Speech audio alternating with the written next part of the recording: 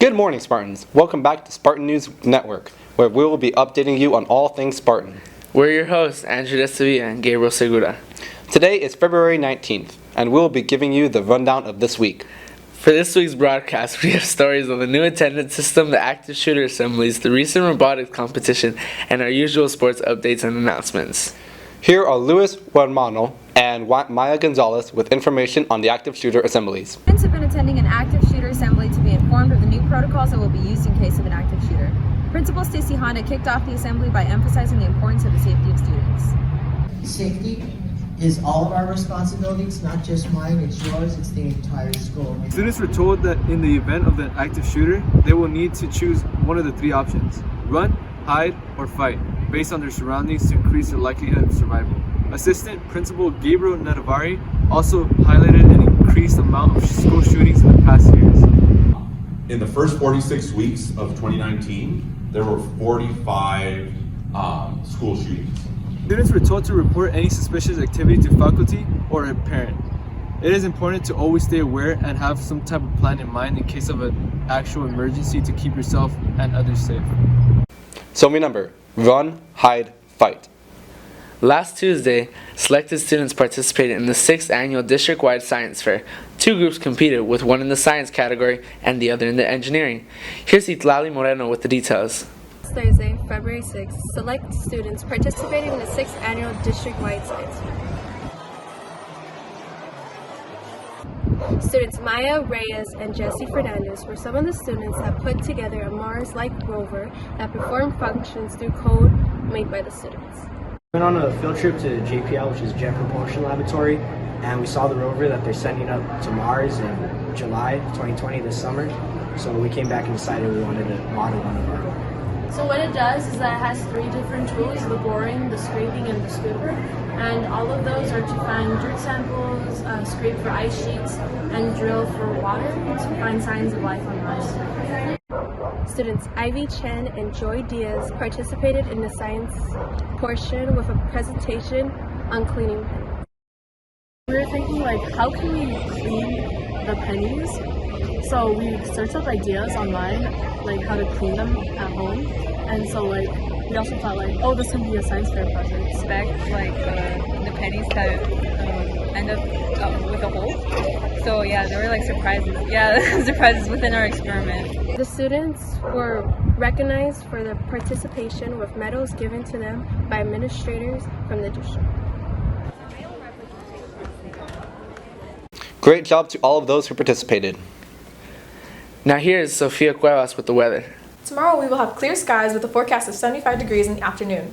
Friday afternoon, we'll see mostly sunny skies with temperatures getting as high as 70 degrees and falling to 55 degrees in the evening with a 30% chance of rain showers. This weekend, temperatures will almost remain the same with an average of 71 degrees in the daytime and drop to 54 degrees in the nighttime.